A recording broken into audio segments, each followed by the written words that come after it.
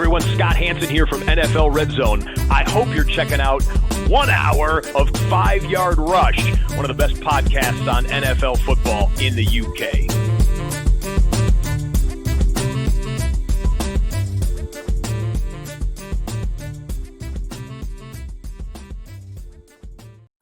What is happening, Rush Nation? We are back. We are live. We are live to a wonderful evening here in the UK. Wonderful afternoon, I hope, where you are, or if you're watching this at some other time and it's not live, then I hope it's nice where you are. Phenomenal returning guest, someone who I managed to catch up with in person just a few short weeks ago as he came all the way to London to watch the greatest rock and roll band of all time. It is, of course, the owner, editor-in-chief, customer service extraordinaire, rankings king, former multiple winner of the Fantasy Points ranking contest back in the day. And you can pretty much find him everywhere. All advice on Ross Tucker's channel and many other things is, of course, Mr. Fun Guy himself. Joe Dolan, welcome back. Oh, Murf, how are you? It's good to see you. I very nearly put my Oasis bucket hat on for this shit. Yeah, it's like the problem was, and apparently this was a common issue as I peruse like Reddit and what have you, that the official Oasis bucket hat, which I purchased, is rather small. It's so if you have there used to be a guy in American baseball by the name of Kevin Mensch who was notorious for having just a gigantic head. My hat size is one that you find in a fitted hat on the shelves, but the Oasis bucket hat, which I had to have, I mean, I'm just there. It's like, you got to get it. It's a little bit of a tight fit. So I might have to rip a couple of seams out nonetheless, but I almost put it on just for you, but I decided I'd throw on the Philly Fanatic in honor of the first place Philadelphia Phillies, who are on quite a hot streak right now. It seems to be that Philadelphia is becoming a bit of a title town at the moment with, of course, the Lombardi Trophy. And we celebrated when you came over here in style by going to a Philly bar here in London, which, funny enough, I thought of you and I was going to send this the other day and then I completely forgot, but I'm going to remember now. That they've gone into partnership with the Kelsey brothers. They did a massive promo ad for them this week on social media because they were over here enjoying it when Taylor Swift was doing her concerts here last year. So was she at Wembley? Yeah. Okay. All right. So there's a video of the two of them drinking pints in Passyunk Avenue, promoting the bar. So, I mean, first of all, what was your experience of the Philly cheesesteak here in London? Was it as good as back home? I almost couldn't say it was a straight face. A for effort. Let's put it that way. A for effort. I will give them. So what I guess they did was they made their own cheese whiz, which it just didn't have the fake saltiness of the American version, which is like kind of. Now I'll tell you this, Murf. If you're making a Philly cheesesteak, there's one cheese that works really well. Cheese whiz I'll do, if you go to like one of the touristy spots like Pat's and Gino's and what have you. The cheese that is best for a Philly cheesesteak is called Cooper Sharp. It's a American style cheese that basically it melts. That's what it's designed to do. But it has like the sharpness of a provolone. So it's a very good cheese for a cheesesteak. The second best cheese is just sharp provolone. It just doesn't melt as well as a Cooper Sharp. And then you would go down to like American and Cheese Whiz and what have you. So that's what Passyunk Avenue did, is I believe they made their own Cheese Whiz. A for effort. I just don't know if they've gotten it down 100%, but the ambiance of the place was phenomenal. Just Philly sports everywhere. So I loved it, and it was in a really cool location, like underneath a bridge. Like I guess there's multiple locations, but the one we went to was underneath the bridge, and that was a really awesome location. Yeah, it is a cool place. It was cool to spend time with you and your lovely wife, and to hang out and to catch you while you were seeing Oasis. It was like an opportunity too good not to do. Before we move on, anyone that's listening to you on here before, we do have lots of new subscribers to the channel. So first of all, thank you very much for hitting us up and hitting that subscribe button. Give us a like as well if you're here. If it's first time, welcome.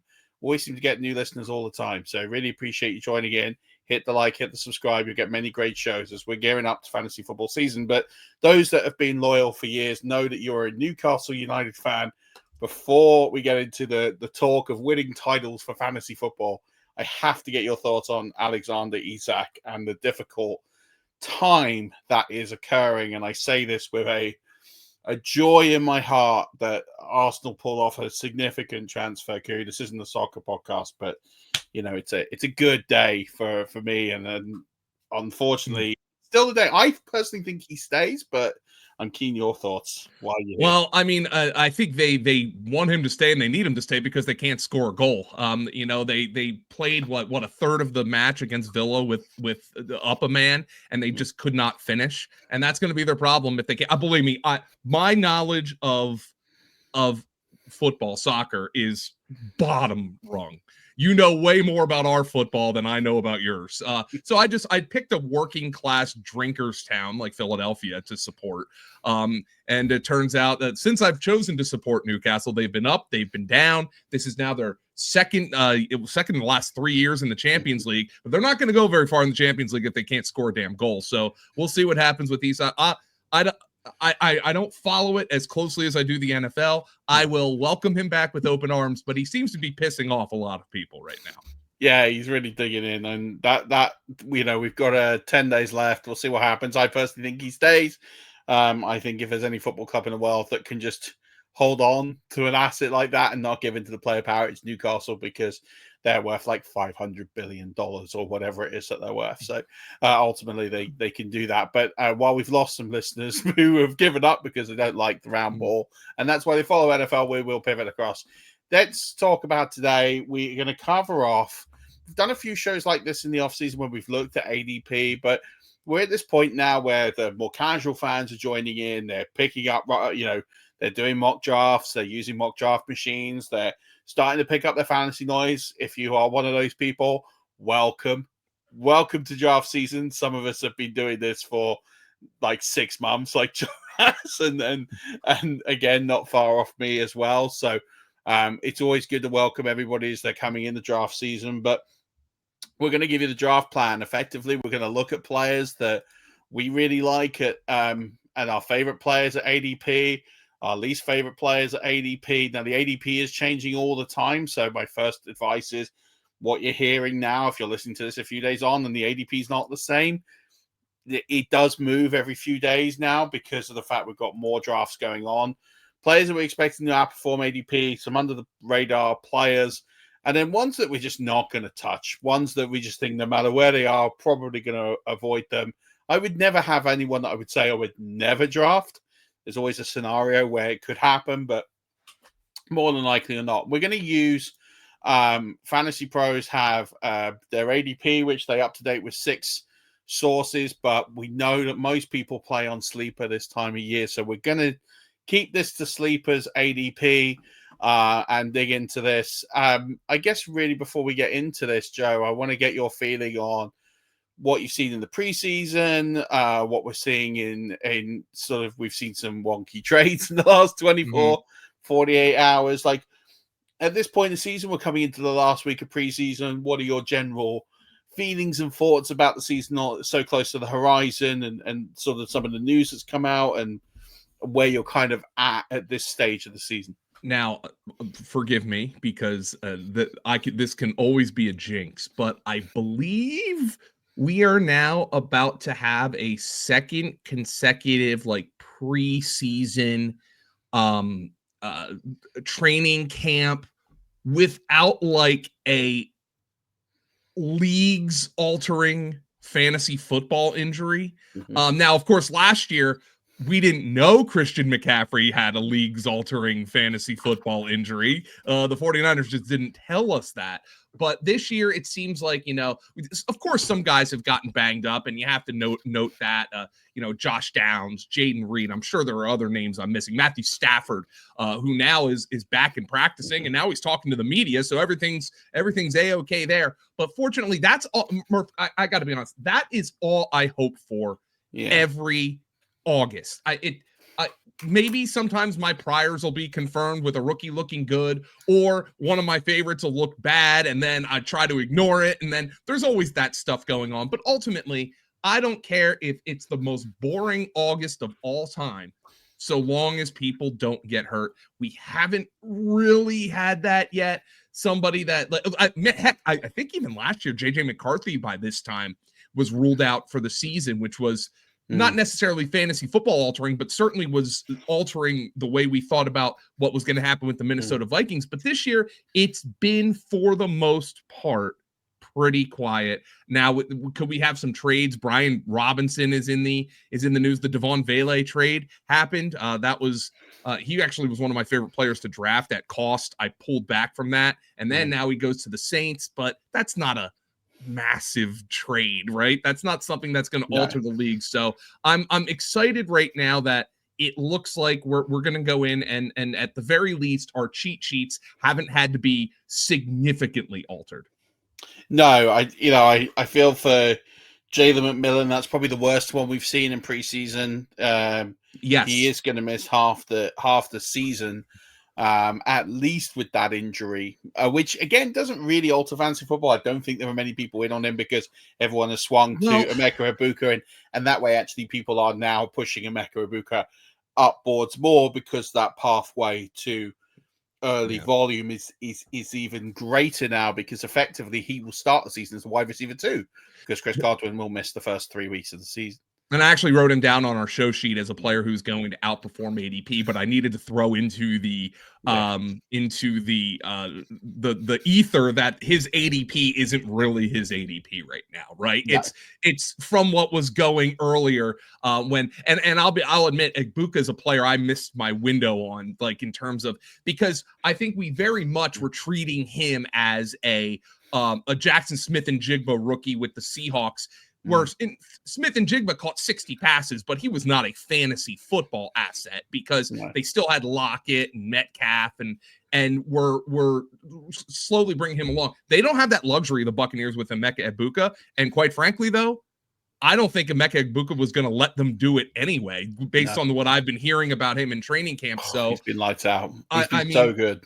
Like I feel terrible for Jalen McMillan, but where are the targets going to be when he comes back if Egbuka continues this and Chris Godwin returns in October as expected?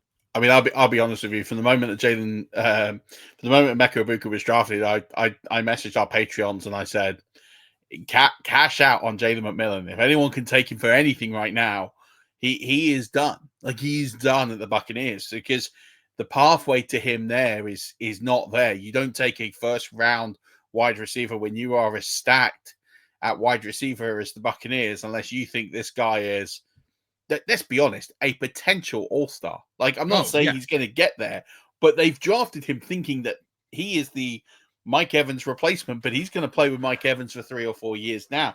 There was a trade yesterday that did catch my eye. It's a player that had a lot of fantasy hype in preseason a few years ago and has never delivered, and that's Skyy Moore.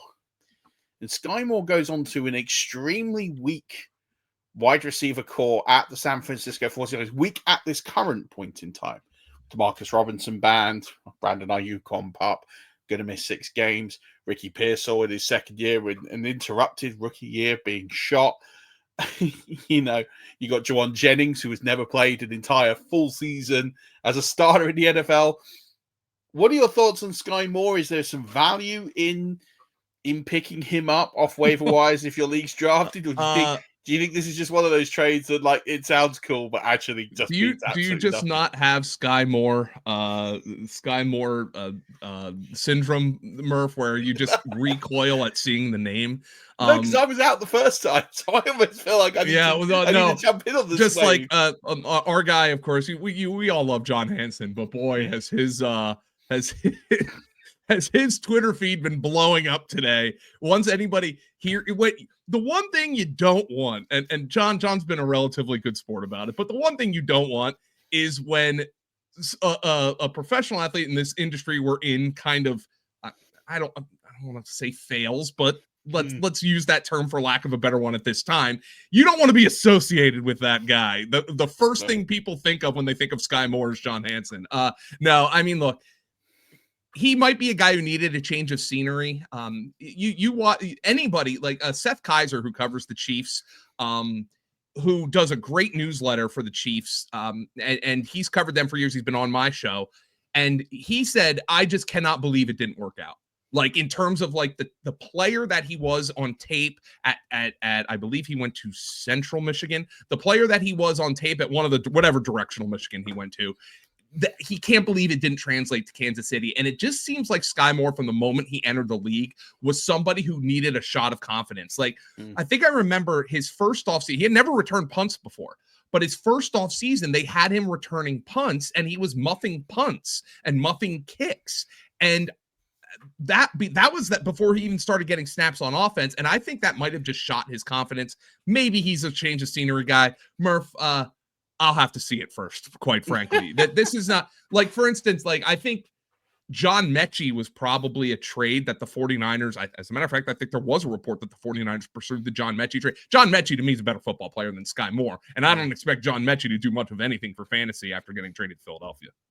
No, I always feel like this is like one of those reboots, like TV reboots, and with a secondary cast, and you just think, oh man, I missed it the first time round. Do I want to buy in? And I always think like he's so stupidly free that if you've got guys on IR, like a Darren Waller, like a Godwin, although Godwin's going to come off because he's going to be taken off the pup.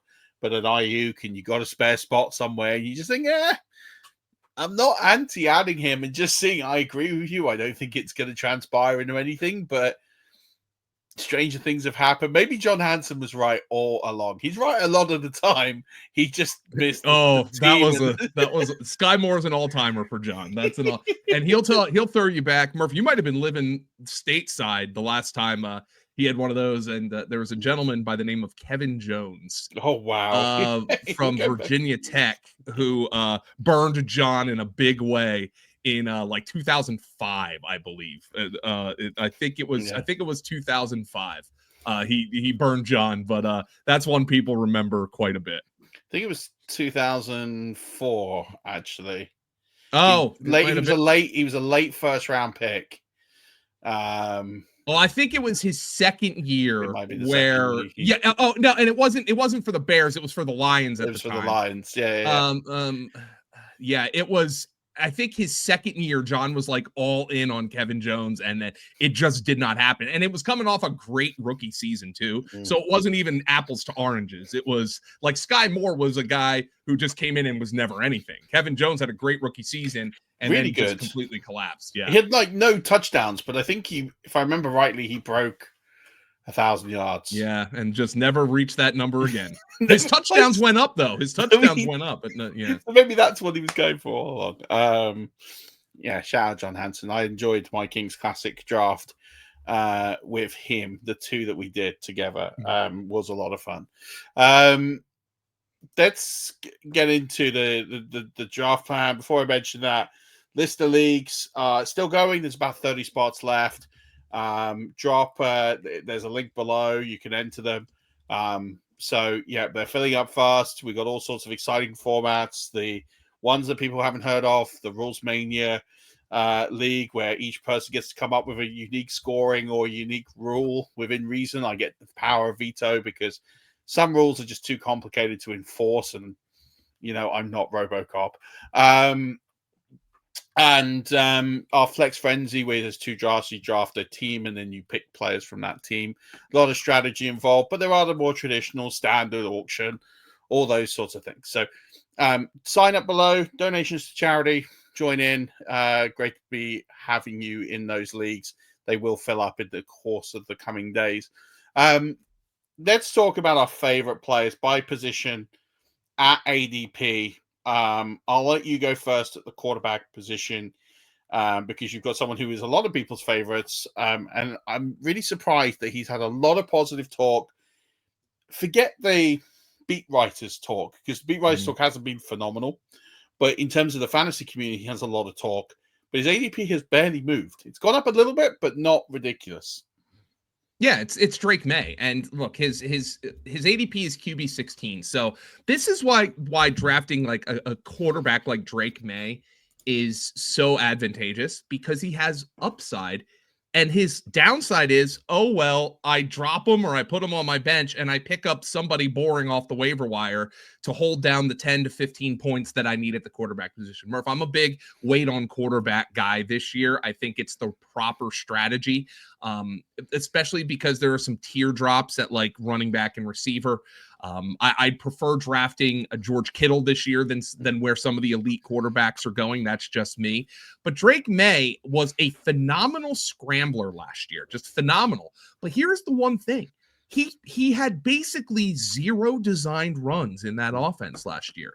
And I have it on good authority that designed runs are going to be part of what Drake May does this year. I think he offers outsized rushing upside with a little bit more juice in the passing game. You know, maybe the Demario Douglas, Pop Douglas, he continues to progress. Kyle Williams, the rookie receiver, he's come in and done some things. They obviously have Stephon Diggs. He's got a great connection with Hunter Henry. It's not a great receiving core by any stretch, but you also have an explosive player out of the backfield in Travion Henderson. And then ultimately, I think Drake May is going to run way more than he did last year. At ADP, I'll take him on every team. You could pair him with JJ McCarthy and just go all unknown upside. You could pair him with Trevor Lawrence and say, is this finally the year for Trevor Lawrence? But Murph, you saw what Liam Cohen did for Baker Mayfield last year. You can pair him with Dak Prescott. You probably have to draft Dak Prescott first, but you can go 2 ends of the spectrum. Dak Prescott, pure pocket passer. You know what you're getting from him if he's healthy. Drake May, you don't really know what you're getting, but he might end up being your starter. He's my favorite quarterback for just every kind of build this year. Yeah, I think that's absolutely fair. And I think that's it. It's definitely one that you'd look at and go, that makes sense. And I've been picking up a lot of him as well, especially in Superflex, because his price hasn't moved accordingly to the upside that you get. So in a Superflex league, he's absolutely perfect as your QB two. But some people take him as weight at QB1, and I tell you the Superflex combo I love a lot is the Knicks May combo that you can get with all that upside and everything you can get with that. I just think that's a really elite combo to get. And you can get them at a pretty good price too. So I'm in on May. I think May is a great shout. The fact that you can get him late, you can build a superb team. There's 2 concerns for me on May. I'm not overly worried concerned, but they're just things that I kind of just I'm a little weary of. Not enough to bake the risk because I think there's plenty of upside. The first one is I don't love that receiver core. I think there's some sneaky players in there. I think one of them we'll talk about, and Kyle Williams could emerge from the pack. By all accounts, Stephon Diggs is being a bit of a brat. We know that that's been true at other places in his career. I'm shocked. Yeah, exactly that. It doesn't feel like a big shock or leak to anyone. Is he going to get on with McDaniels? Probably not. It's a very strange... If you go back to the Patriot way, Stephon Diggs is almost like the complete opposite of the epitome of a Patriot guy. When they brought more Patriot guys back into the room, it just felt like that's a bit of a strange connection that is the way they're going to go. So I'm a little concerned that they if that happens and the fallout occurs, that's going to really hinder Drake May. And then the second part is the McDaniels offense is very complicated. It does take time to master. And I think, whatever he achieves this year, regardless of where he gets to, I'm sure for a fact he's set up for success next year. Yeah. And that's why I think he's a great dynasty buy now. 100%. I actually traded him in dynasty. I drafted him in a startup dynasty, but it was a 1 quarterback league dynasty. And I traded him for JJ McCarthy in a 1st-round pick that somebody offered me. And I'm like, look, it's a 1 quarterback league dynasty. If somebody's going to offer me a 1st-round pick in a trade for a quarterback, I am going to make the deal. But I love JJ McCarthy in long-term formats. Drake May. I still like JJ McCarthy too, but I like Drake May more because we've actually seen him. But no, I mean, I think he's a good redraft pick. I'm not guaranteeing that he's going to succeed this year, but I just like his price with his skill set. Yeah, absolutely. I completely agree. My pick is a bit of a homer pick, but I just think that the value that you get on him is is sheerly ridiculous. And it's QB7 Baker Mayfield. He's going at 67 overall, which is just putting him in the 6th round, which is cheap for a player who finished 3rd last year, 4,500 yards. And I think people are sitting there going, well, Liam Cohen's left the building. They've got a rookie OC and all of that. And I get all of that to a degree. The things about Baker Mayfield is, one, there's complete continuity on that offense, right? Other than Emeka Egbuka, you've added a weapon. Pretty much that team is intact on the offensive side of the ball. Small changes on the offensive line, nothing that's going to concern too much. Losing Murf for a few games at the start of the season is a bit of a challenge, but I don't think it's one that Baker's going to be that harmed by. The schedule for the Buccaneers this season is honestly, I see people tipping other teams to win the NFC South, and I'm like, you haven't looked at the Buccaneers schedule, because the Buccaneers schedule is ridiculously easy. Like, they do have some playoff teams they've got to play from last year. They got the Texans in week 2. They weren't particularly a great playoff team last year. They did win their wild card game against the Chargers, but that wasn't a big shock, and then lost to the Chiefs. So that's a tricky game. The Eagles, but they seem to always have the Eagles number. You will know that better than anyone. If the Eagles went to Tampa Bay and played the 76 Bucks, and I'm talking the 76 Bucks as they are now, at like 75 years old, they would lose that game in Tampa Bay. It's just one of those, Murph, every NFL team has that one house of horrors. And that's the Eagles' house of horrors. It really is. And they've made them look ordinary in the last few years. So, the Lions, they're a completely different outfit to what they were 12 months ago.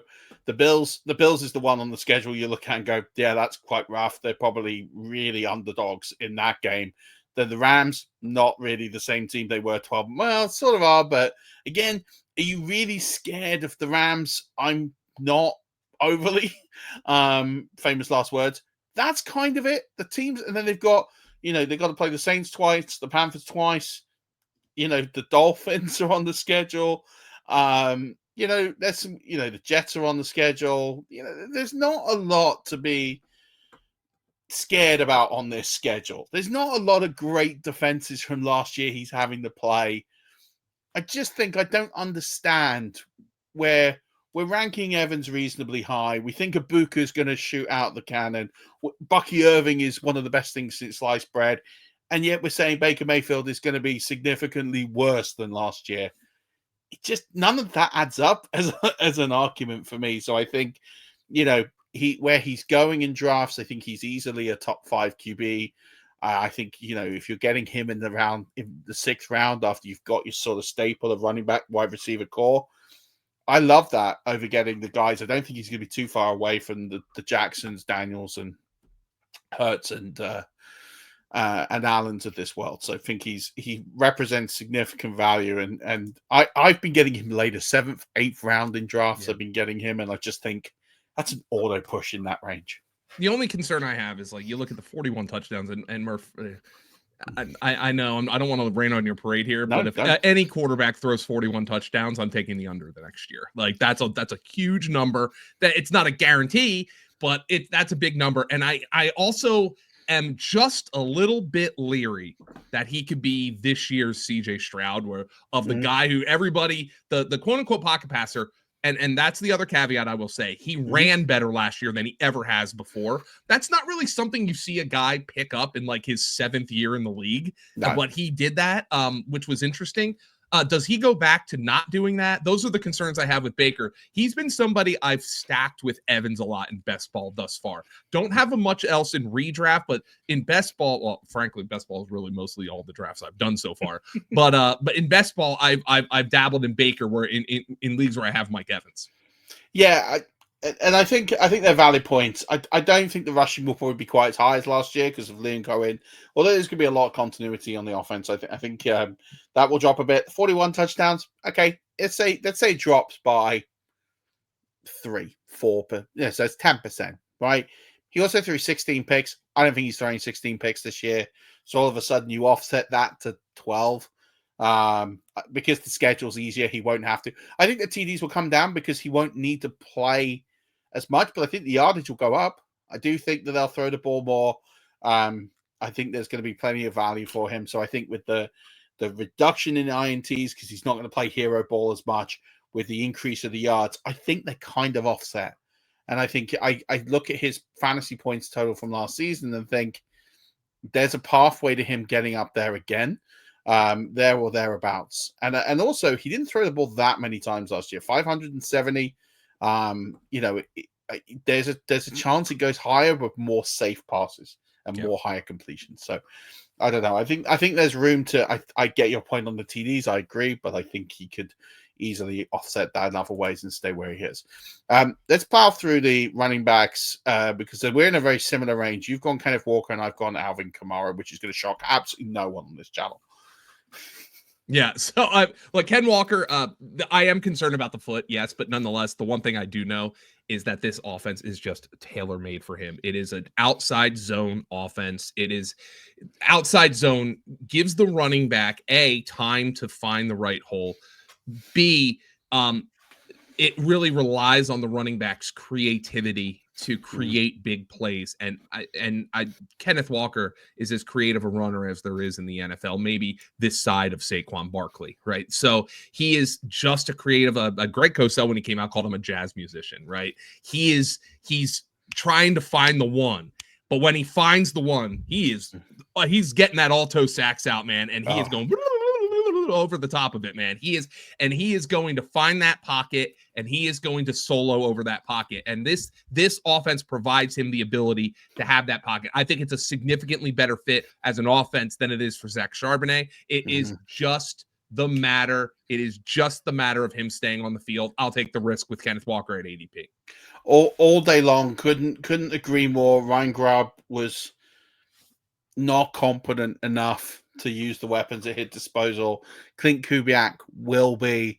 And actually, if the Seahawks are in a bit of a jam this season and they get a bit of buyer's remorse with Sam Darnold, and that's not outside the realms of possibility, I think it could be really exciting to see a Jalen Milroe mixed in with a Ken Walker here at sort of the back end of the season. I think that could really accelerate things down the stretch as well. There's also some favorable parts of Ken Walker's schedule later on as well. So I think there's a lot of value in Ken Walker. I've been snapping him up in a lot of places.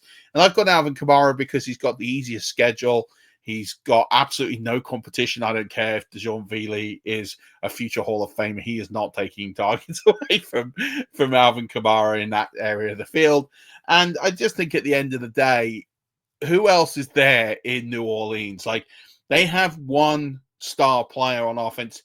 You could argue Olave, but with those injury concerns, especially with concussions, there isn't anyone else. There isn't anyone else. The tight I like ends Rashid are wrecked Shaheed a and lot, old. but yes.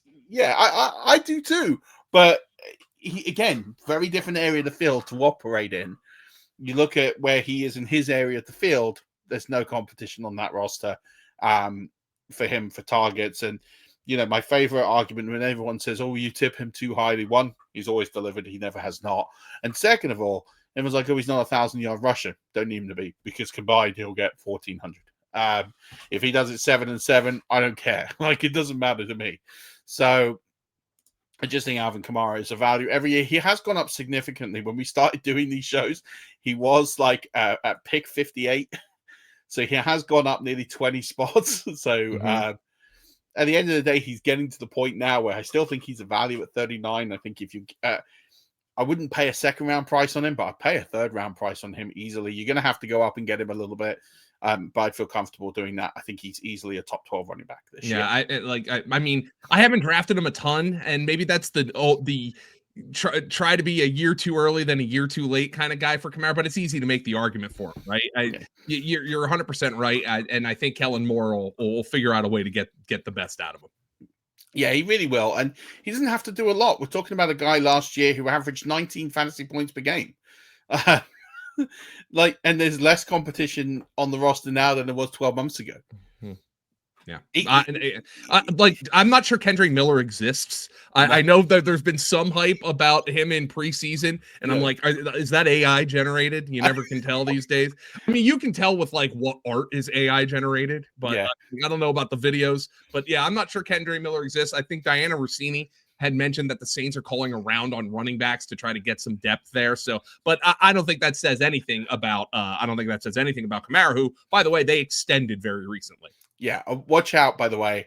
I'm willing to put a small amount of money on the fact that Leonard Fournette will get a phone call and that he will end up on the I haven't heard that name in a while. Well, that's what I mean. But I just think they're that desperate. And Leonard Fournette will play for not a lot of money now because his prospects in the NFL are completely gone. That I just feel like that, and he's got that affiliation with LSU, and I just see it. I just see him getting a phone call week 4 of the season where they've realized that Kendrick Miller's AI generated. I just totally see it. Don't be too shocked if it happens. Wide receivers, I am genuinely surprised by your one because I can't get there even at ADP. So I'm keen to hear the argument about a team that I think are in real trouble this season. I agree, by the way, with that.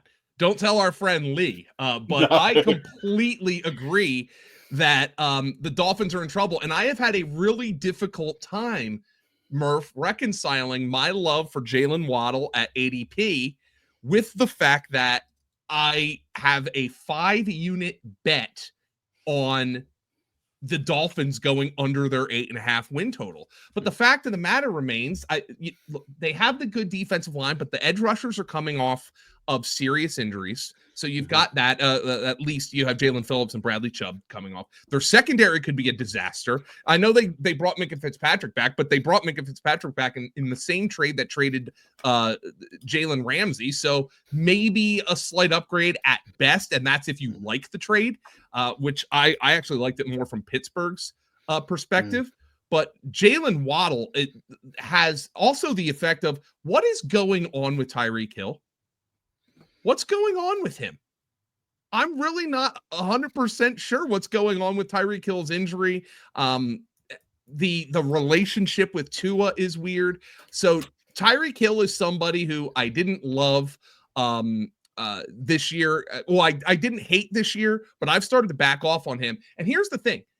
This is an offense that has scored points. I know they're a paper tiger, but this is an offense that has scored points all the time when Tua Tagovailoa plays. I have plenty of problems with Tua, but Jalen Waddle at wide receiver 33, that is just way too cheap for me. For all the things that might need to happen, this might be a team that needs to throw the ball a lot. I'm not sure if Tyreek Hill is fully bought in or fully healthy. Give me Jalen Waddle at wide receiver 33. I can't draft enough of him at that cost. I've actually gone and reached for him a couple of times, felt icky doing it, but I had to go get a player that I liked, and it was and Jalen Waddle is one of them. Yeah, I buy into all of that, except for the fact that there's 2 things that I'm really concerned about. Well, 3, actually. So the first is I don't think Mike McDaniel makes it to the end of the season. He might not. Yes, and then if he does not, then all bets are off what happens with that offense. It could be really good for Jalen Waddle. It could be a complete disaster. 2, and I mean, he's at such a cost that it doesn't matter in a sense because you're not losing that much, which is fine. But when Tua, and unfortunately I'm going to use when because it's almost like baked in, he gets another concussion. It's Zach Wilson you're relying on, which he did not really make anybody fantasy relevant in New York. And he didn't make Garrett Wilson, barely made him fantasy relevant. And we're talking about a much better player there. And then my third point is last season when it came to Jalen Waddle, he scored 33% of his points in 2 games last season. He had 2 spike weeks. He had 2 other weeks where he finished above 10 PPR points and a lot of single values. And yes, a lot of that was the bad quarterback play. They're going to be in shootouts, but Hill also wasn't getting targeted all that much. If Hill comes back, I'm just a bit concerned about what happens in that offense. And I think other than Devon Achane, there is points actually where I think Tyreek Hill is a value because you get him in the 4th round. And I think you've almost got to take him because of what he could be. Yeah. but I think Waddle for me is one I'm struggling with. I've got a player who I just seem to be drafting in every draft at the moment. This is Xavier Worthy, wide receiver 25, 55 overall. And with the Rashee Rice situation, looking by the day, we're looking at a 6-game plus suspension because that's the trend. And I appreciate nothing is confirmed. And there's a scenario where Rashee Rice doesn't get a suspension. I think that's unlikely. But I still think at wide receiver 25, he has this significant upside to where if we're talking about a player last year who averaged 11 fantasy points per game. Towards the end of the season, really came into his own. Best points of the season, 15, 16, 17. In your fantasy playoffs, he helped you win a title as he kind of put some things together. It was kind of really ropey there in the middle, but it definitely got better at the end of the season. We definitely saw who he was while there was a bit of that competition. I just think Xavier Worthy is one of these players now where the outcomes can point to him being a potential league winner at wide receiver 25. And I look at the other players in that range and think, they're fine. They're good players at that range, and there's some value and some cost. But there isn't that potential top 12, top 15 upside in many of those players. And I look at Worthy and I think if Rice gets suspended 6 games or more, he could go to the moon. And I just think, and I think if he doesn't, I think he finishes around that cost. So I think you're buying a player whose floor is about where you're buying it, maybe 1 or 2 spots under, but nothing really to worry about. But the ceiling is there. And I think I just look at that and think there's a place there. The thing about Worthy is like there are some kind of mixed up metrics for him. One of the things that Brett Whitefield didn't love about Xavier Worthy coming out was he was this super fast wide receiver, but he wasn't a great deep ball tracker. And that's a concern for somebody who's that fast. But that being said, I also saw what he did at the end of last season as a positive. In his final 10 games, including the postseason, which also includes the Super Bowl against the Eagles, where I think he scored too late. Like literally, I was too busy celebrating by the end of that game. But he scored 2 touchdowns against backups in the Super Bowl. At least one of them was against backups, and one of them was that deep ball throw from Mahomes to Worthy, which is sparking a lot. But including the postseason, over his final 10 games, he was putting up basically wide receiver 9-ish numbers in half PPR fantasy points per game. And here is the one thing that I like about Worthy, outside of the Rashee Rice suspension. We are looking at an offense where I think finally Andy Reid and Patrick Mahomes know what they have been doing is not necessarily sustainable. I don't know how they've managed to massage that team into the Super Bowl the last couple of years with a dink and dunk offense, but I think the problem for the Chiefs in that Super Bowl was their offense didn't belong on the field. The Eagles, there was no big play threat whatsoever. They couldn't run the football, and I just don't know if they're going to play like that again. So I think they really are counting on Xavier Worthy to take a big step forward. They need him to take a big step forward so they can play more of like they did 3, 4, 5 years ago as opposed to the way they played the last 2.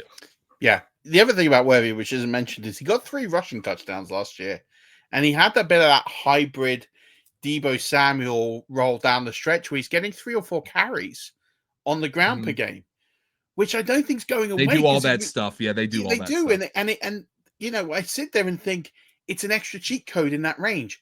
You can write in pen that he's going to get 3 carries a game, which he might do nothing with. There's still 3 touches of the football that something could happen. And he got over 100 rushing yards last year. He averaged 5 yards a rush last year, which, is not nothing. Yeah. So again, another reason I just think Xavier Worthy is a good value at where he is. Tight ends, you're going to talk about one of my absolute favorite players at ADP, and I'm glad you picked him. I've gone in a different direction. Yeah, so George Kittle, this is just a pivot off of the elite tight end kind of strategy. And I guess we'll talk about my fade at tight end, which I freaking hate that it's a fade, but it is just because of the cost. George Kittle, last year at one point, I remember saying to myself, I think I'm out of the George Kittle business. And I was planning on that to being in perpetuity.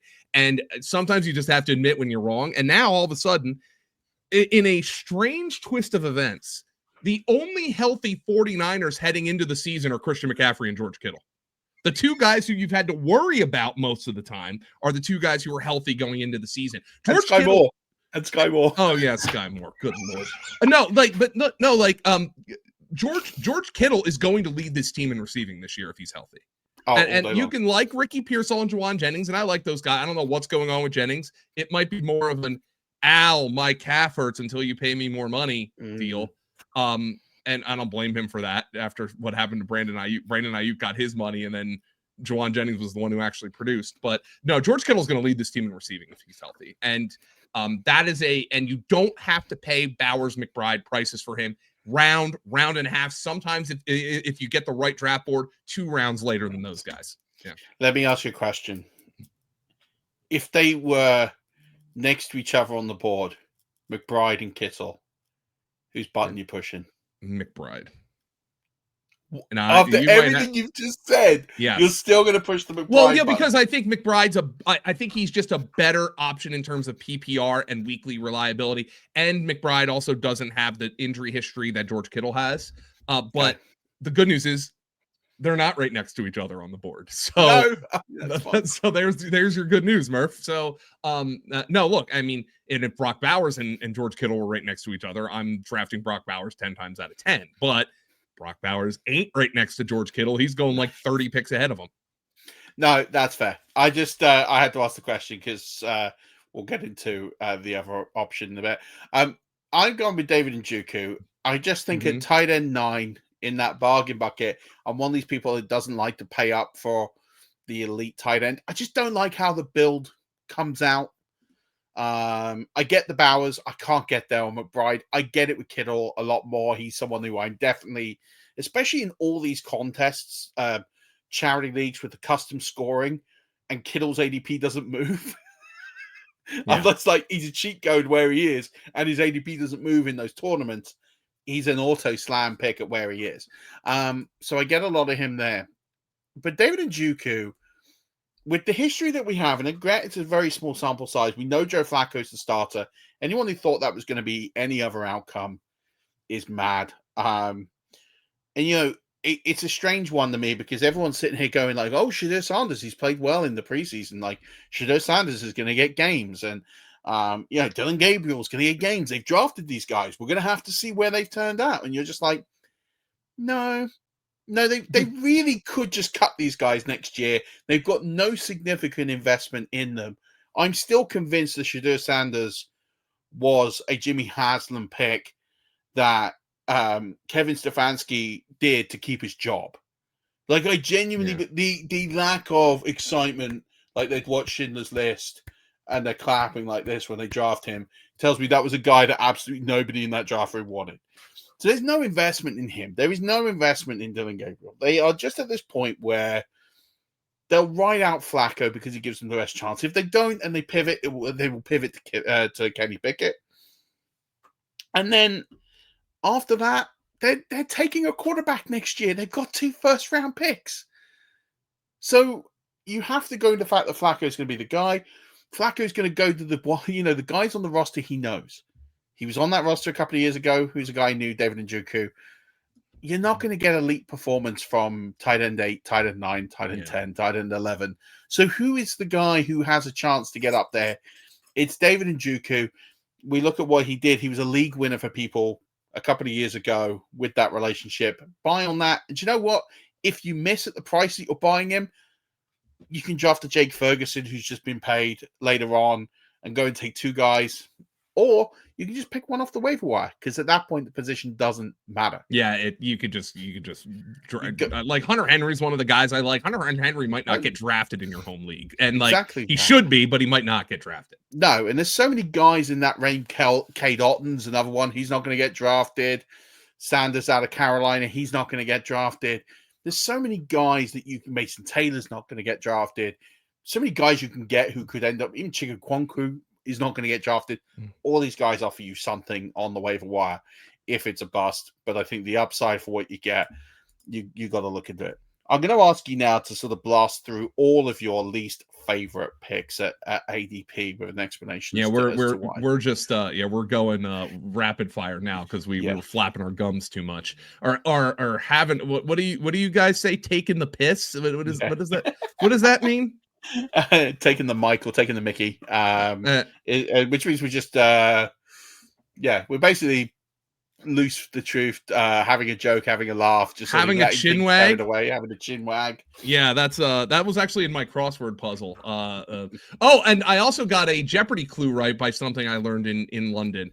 I learned what a sleeping policeman was, so I was able to get a Jeopardy clue right because of that. Anyway, here are the guys that I do not like at ADP. I said I was out of the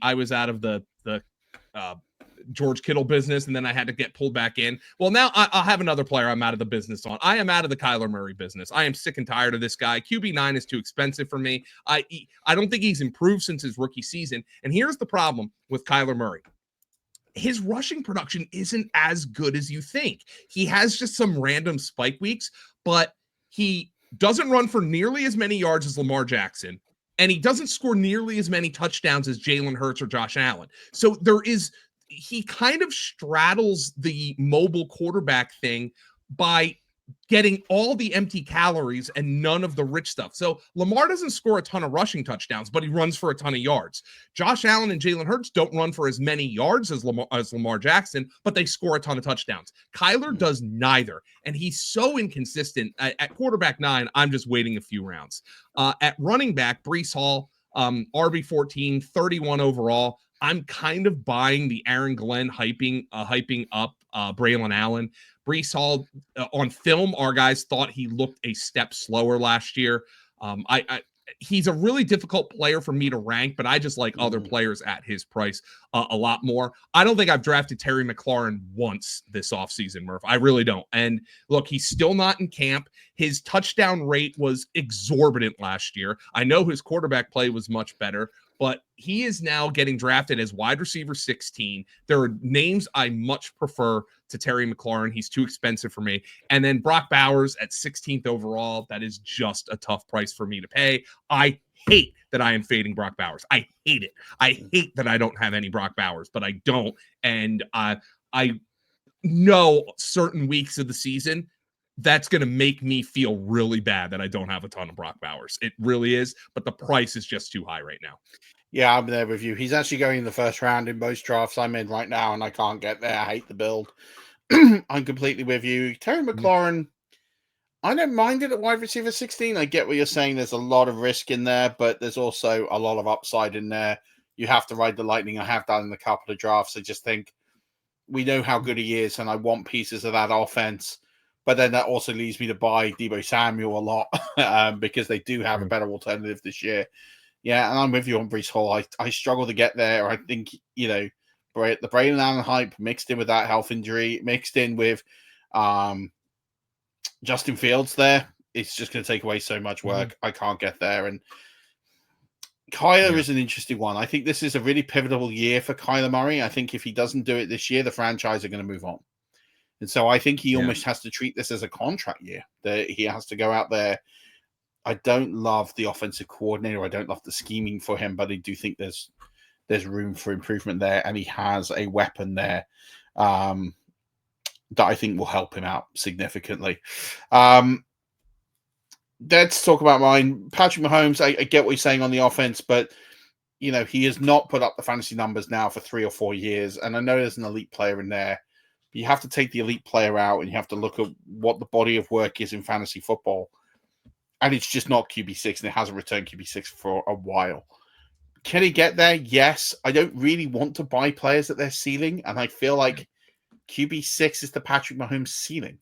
I don't see him getting above Allen, Jackson, Daniels, and Hurts. So they're the top 4. And then it's like, to finish 6, he's got to beat one of Burrow and Mayfield. I don't see that. And then I think on top of that, then you've got the other guys, the Mays, the Nixes, who have a pathway to get there. I just can't get there on Mahomes. It's not a slide on him. I don't like buying players at their ceiling. Josh Jacobs is another one. RB8 based on his ceiling. We got a player that actually sort of got to where he finished last year almost by default. He's a player who really sort of ran out of steam end of the season. He was very good at the start of the season. And people, I think, forget, well, kind of the middle of the season. It took a while to get going. And then when he got going, he can put up really, really good numbers, good, consistent numbers. And then it just fell off for him. And I look at what he did, down the stretch, week 17, 11 points, week 11, 8, 11 points, after putting up a nice round bunch of 20s after the bye week. But he is getting older. He is a player who I think in an offense that they will stop the run. They know what they're doing with the Packers this year. Then you've got the pressure of getting Golden involved.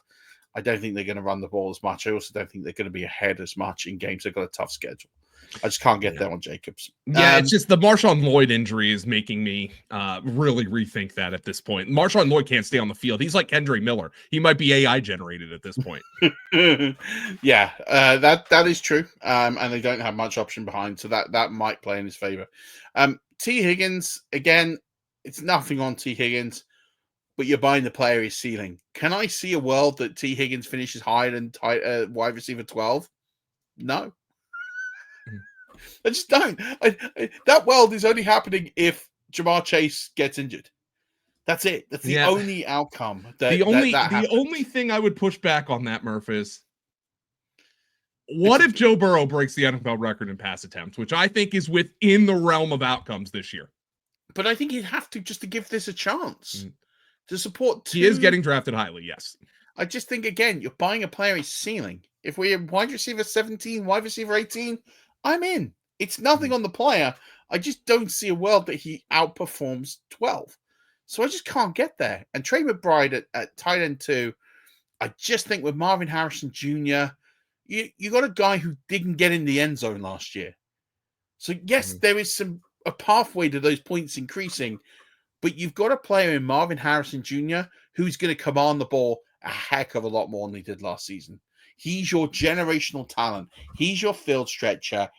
And people are saying, like, well, the offense hasn't really changed. So where the target's going to go? Well, they're going to go from McBride and they're going to go to Marvin Harrison Jr. because there needs to be a change. That offense was pretty stagnant last year. It just went, again, that dink-dunk football. They didn't win many football games. They were competitive, but you don't win anything for being competitive in this league. If you want to be a star offense and you want to win football games, you have to get the ball to your best players. And I'm not saying Trey McBride's a bad player at all, but I don't see a world that he gets the volume he got last year. And so to offset that, he's going to need a lot of touchdowns.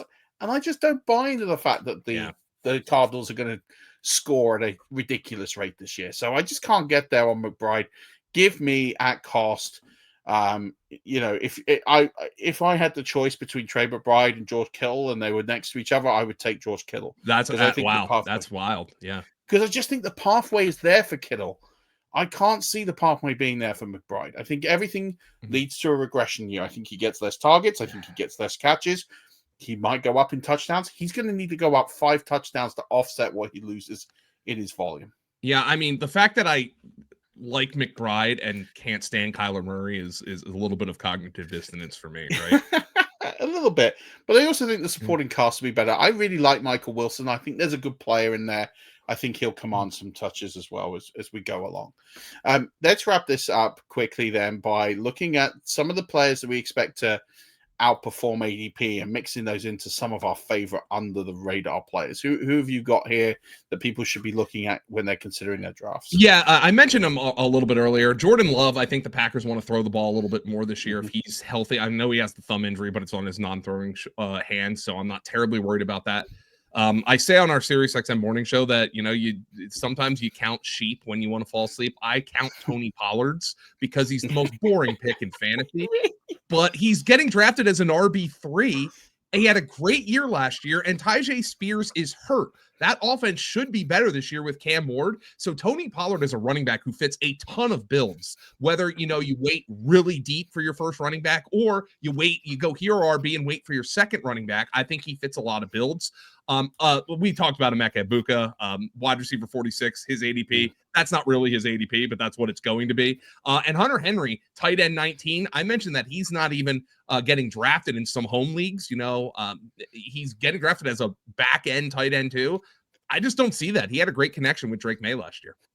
Yeah, I think that's absolutely fair. I love all those picks. I'm in on all of them. I agree with you that Tony Pollard he's so boring, but I absolutely love it because I just think he's got a great pathway there all over the shop. So I'm completely in on all of those. I've got a few here. Alvin Kamara I've already mentioned. Kyron Williams, by the way, is RB11, right? And we're talking about a guy who, first of all, has just been paid. So the organization value him. He got a good contract as a running back. 2, he had the worst schedule of all. Shout out to Scott Barrett, by the way, because this is his research. Strength of schedule last year. He had the worst running back schedule last year. And yet he was still a top 5 running back. He had the highest snap share of any running back last year, a boatload of carries. And I get the argument. Hey, when a player has a boatload of carries the following year, it doesn't tend to transpire very well. I get all of that, and that makes sense. But also, 1, that's a trend. It's got to stop at some point. And 2, there isn't anyone that's come along to really threaten him. Like, Corum is basically the same. Like, they took him because he is Kyron Williams 2.0. So he's only there for when Kyron Williams goes down. And Jarquez Hunter is a guy. Like, he's going to get a little bit of work, but he's not exciting. He's not going to move the dial. It's just going to be Kyron Williams running the football, doing what he does. And if he stays healthy, and there's nothing to suggest he won't, he's going to get the same volume, if not more. And he's got an easier schedule this year. Like, I just think at running back 11, and I get the argument. If you don't want to touch him because guys that get that much work tend to get injured the next year. But they signed him. But they signed him and paid him. Like, I just think they're telling you, the front office is telling you, this is our guy. Yeah, I mean, look, people are really dig in on their priors with Kyron Williams because they didn't like him because he wasn't an athletic prospect.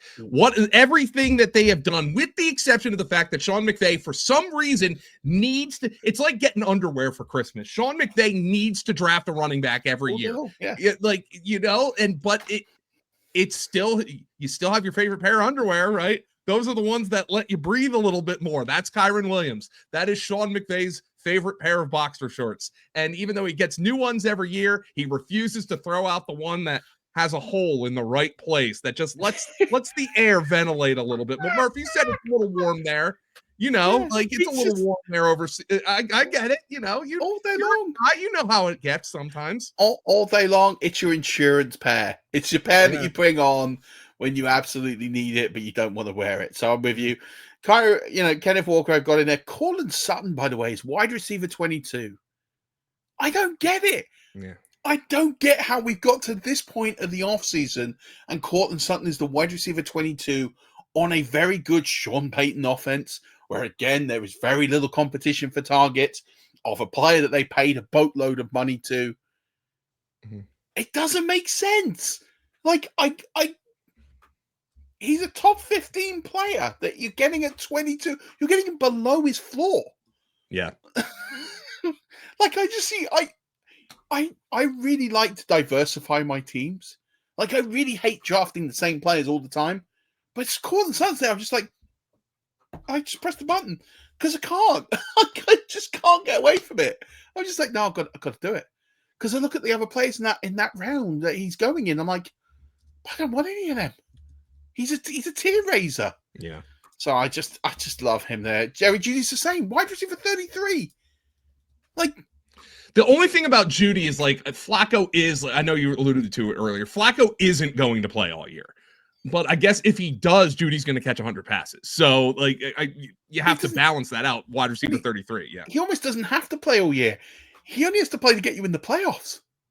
Yeah. Like, you only need Jerry Judy for like 8 to 10 weeks. Get him for your bye weeks, and then you can discard him at wide receiver 33 price. Like, it always doesn't matter.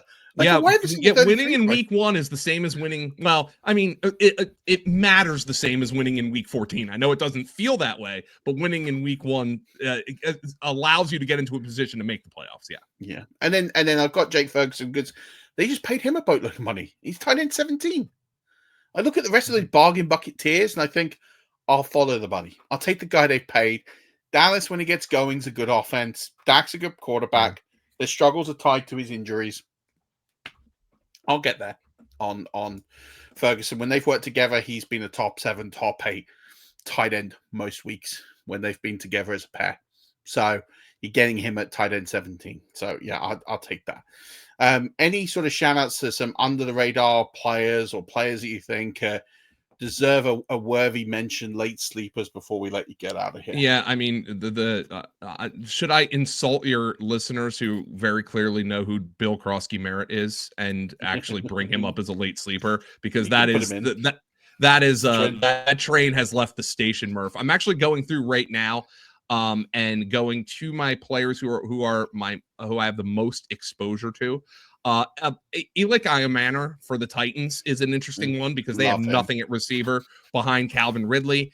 He is a player who I have quite a bit invested in. I've already mentioned Hunter Henry. I like Cedric Tillman with the Browns because Flacco is starting. I have him quite a bit. I have him on nearly half of my best ball teams. He was great in a small sample last year, later in the season. I have dabbled a little bit in Joshua Palmer from the Bills. More than likely, that's just going to be a very annoying committee, but he can separate against man, which is something nobody else on that team can do. Bashal Tutin from the Jaguars, I'm still drafting him. I think there's a chance that in your home leagues, he's somebody might draft and then drop, but I think he's going to have some very, very noteworthy games later on in the season in that backfield. Yeah, I like that. And with your Tennessee Titans shout out, I'll also put on Restrepo in there as well. I think he's another one. I think you can take a bullet on one or the other. I kind of lean more towards your way than Restrepo, but I think Brett Whitefield, our guy Brett Whitefield had him as one of his 3 favorite receivers in the entire draft last year, which is wild because he fell a long way. There's some reasons why he fell, so it'll be interesting to see what happens there. I genuinely think Sean Tucker is a guy that you can take in the last round of your drafts instead of taking a kicker. And don't be too shocked if Rachaad White is traded, cut, or just put on the shelf somewhere. Sean Tucker's explosive. I know preseason 2 didn't go too well, but he's a guy that we saw against the Saints last year when both running backs were down. Put up like 180 yards of offense. Like, he's explosive. He's a cool dude. He's well liked. Just don't be surprised if Sean Tucker's a guy who emerges as that number 2 backfield guy behind Bucky Irving. So he's a guy I'm really watching. I think Darren Waller is free. There's not a lot going on in Miami. So if I had to rush and take a guy on offense there, I'll take him. He's a free guy. You can stick him on your IR. If it doesn't pan out, you can cut him. He's cost you nothing at all there as well. And I've already mentioned Chigo Kwankwu, but I really like Diami Brown as well. I think give me any cheap parts of this Jags offense with what Liam Cohen did last year, because they could get to the point they need these guys. And so I would take any part of this Jags offense that's practically free. As you said, Tutin's there, Bakesby's there. But yeah, shout out Diami Brown. He's another player I would just sort of look at in that range and think, yep. And if you need Woody Marks is one, I think he could end up. Oh, great one. Yeah. Woody Marks away from Joe Mixon. You couldn't pay me to draft Mixon right now, Murph. Oh, mate, do you know what? I got him in a draft the other day in the 12th round. I smashed it. Maybe, yeah. That's fine. That's fine, because if you have to drop him, then you just drop him. Right? I got him in the 12th round. I was like, do you know what? I kind of have to. It was a super flex draft, so it kind of you factor in 1 or 2 rounds. But still in the 10th, I'd have done it. Like, I just think the range of outcomes to him succeeding is there. The pathway of, am I going to get another player who's got that range of outcome of being a ceiling raiser in that range? Probably not. So I'll take the spin. But yeah. And then Jalen Naylor, because he's going to get at least 3 games here to start the season. He did score touchdowns in 2 of the opening 3 games last season. He is hurt though. He is hurt. Yes. Keep an eye on that one. But if all camp dependent how he is, if he's healthy, do keep an eye on that one. And the other one's Ollie Gordon, just because if something happens, I think he's the next guy up. I don't think good one. Yeah. Like, the Naylor one's interesting because the Vikings are poking around for a wide receiver. As a matter of fact, I think every Viking fan on planet Earth wants them to trade for Adam Thielen, which would also help the Panthers situation. And kind of sort that out with McMillan, Liggett, and Jalen Coker. I don't know if you're a Coke head, Murf, but there's a lot of them over here in the southeastern United States. Loads of them. Mm-hmm. I don't get why I'm not there. No, absolutely. But anyone else you want to mention, guys that maybe people shouldn't draft or anything, any other mentions, special mentions of players as we're giving people the draft plan here? Yeah, it's just like I just have not been getting there on the elite quarterbacks this year. I just don't like the way my builds look. It's just one of those things that I just have not enjoyed, and that was different a couple years ago. But I think we've gotten back to quality depth at the position. If they fall, maybe I'll dabble. Jaden Daniels falls a round or two longer than I thought, or Hurts or Joe Burrow, but it's not really something that I've been dabbling in there, Murph, this year. And other than that, I mean, there haven't been a ton of players that I'm like, oh my God, I am absolutely 100% out on. But I told you, Terry McLaurin, that was probably my number one. Does that scare me? Yeah, but like, I didn't love what the Commanders did this offseason. I don't love that team in general. I know that's a controversial take, but the fact that they're the oldest team in the NFL scares me. I think they know it too, which is why they haven't paid McLaurin, who's 30. But if they don't have him, they don't have speed. The vibes are off there. Yeah, that's fair. And the other players I'm a bit wary on.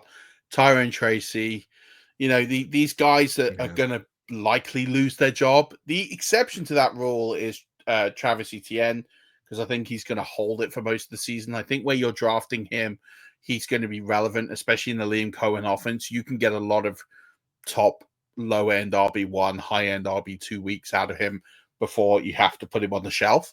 And I think when you bake that cost in, it kind of works. But he might hold on the rest of the way because he's out of contract next year. They might just run the wheels off. Especially a rookie head coach, he's not going to be under that pressure to win straight away. But yeah, the other guys, the Tyrone Tracys, the Jalen Warrens, these guys, the Aaron Joneses of this world, where at some point that there's going to be a change. That because there is going to be a change, it's going to be sooner rather than later. I'm out on those guys. So just think in those situations, always take the cheaper running back. And wait, I think you can get there just fine on those players. Oh, I mean, Murphy, you've got some good takes there, my friend, and your Buccaneers have made things exciting for you. They're going to be a fun team to watch this year. The one I will push back on though is Calvin Ridley, because if he is healthy, I just don't see a way he doesn't lead that team in overwhelmingly in targets. Even though I like Iomanner late, I mean, I just think if I have to consider, what if Cam Ward is good, right? Like that's a question you have to ask yourself, My only worry about, and I didn't say him because I have sat on the fence on this for about 3 weeks, but I haven't drafted him because he just hasn't shown it for a few years now. He's had ever since he's come back after the gambling ban, he's not really been a thing in the NFL. Like he's kind of not been relevant. And I just wonder at what point can it ever come back? And this is his best chance. Is his best chance. If he doesn't do it this year, he might as well retire because he's not going to ever get a better opportunity than with Cam Ward, who I think will be quite good this year. Will be raw, but I think it'll be okay. You're right. There's no competition, but I also think that no competition hurts him because all you got to do is stick 2 guys on Calvin Ridley. And we saw this in Jacksonville. You put 2 guys on him, he can't break the coverage. And that's my other concern. He's cheap enough to where I get it, and I wouldn't advise people not to draft him. I just kind of don't see a world where I think he's threatening the fantasy relevant stakes that often, but it also wouldn't shock me if he did. Like if he went and put up at 1,200 yards this season, I wouldn't sit there and go, I can't believe that. Like I can see a world because the talent's there, but I'm leaning more towards that. I don't think he will than he would, but I don't strongly feel about that strong enough to sort of plant a flag and say, no way ever. But I just can't get there on him personally. But yeah, he's a guy I've gotten. So he and Waddle are two guys I've definitely gotten there on that you haven't, which is interesting. Yeah, I would take Ridley over Waddle. Like I am really planting. Okay, all right. I couldn't take Waddle anywhere. I can't get there. But on Ridley, I kind of like I could get there eventually, but I'm not there yet. Anyway, thank you so much for joining us. This has been phenomenal as always. Tell everyone where they can find you and also Murf, where they can buy their Fantasy Points subscriptions, and if you have any codes where they can take for sure offers and things like that, because you've got to buy Fantasy Points. It is the elite subscription service out there when it comes to data. It's what I use. The articles from Scott Barrett, from everybody in the team there, and the guy who heads up the customer service is elite, by the way. Sometimes that makes me feel like jumping out a window, though, Murph. No, use code SCOREMORE10 at Fantasy Points. We're there for every type of league. Look, I feel like you'll get your money's worth if you 100%. Drop that code for 10% off, and you come in, download a couple cheat sheets, read a couple articles. For whatever kind of league you have. Scott Barrett has his more philosophical piece. He and Ryan Heath. John Hansen, he's got more of just the feel of the draft type piece. I have our auction draft plan. You print out a couple of cheat sheets, I guarantee you're going to get your money's worth. But that also gets you in-season stuff, waiver wire help, trades. That's all for just at our base package. If you play DFS and you do a little gambling, we have a package for that as well. And then you can go all in with our data package, which is really for serious researchers. But nonetheless, if you want to dabble in that, we got that, and that code will work for everything. It really is. And I'll say this because I shout it out every year whenever I've done the matchup show and I look at the wide receiver cornerbacks matchups. I exclusively use Fantasy Points data for that because it is simply the best in the business. So honestly, you will not regret buying a subscription to Fantasy Points. If you want to get better, I buy it every year. I know many people in our Patreon buy it every year. So do get and buy Fantasy Points this year. I promise you won't be disappointed if you are serious about winning leagues. But Joe, thank you so much for coming on. I can tell you that seeing you in person, having dinner with you, with your lovely wife a few weeks ago was definitely the highlight of my summer, as well as seeing Oasis. I'll call it a tie. I hope you well, I appreciate that, Murph. The feeling is mutual. Thank you for having me on. It's an absolute pleasure. Rush Nation will be back next week for another bit of the master plan, the draft plan. I will be bringing on an amazing guest where we will be talking more about some of the strategic elements to tie into some of the great stuff we put out today. And then before you know it, it'll be draft season. We'll be in the week of the fantasy football season, and we'll be ready to go. Waiver wire week 0 will be out before you know it, and we'll be going forward. So thank you so much to Joe for coming on. Please stay tuned. Please like, subscribe, do everything you can to support this channel. We're an independent network, so do everything you can. And also give the guys on the NFL show a bit of love. Episode 2 dropped this week with Joel and Pete, so make sure you give that some love. But until then, Rush Nation, enjoy your weekends. And don't forget, as always, keep rushing.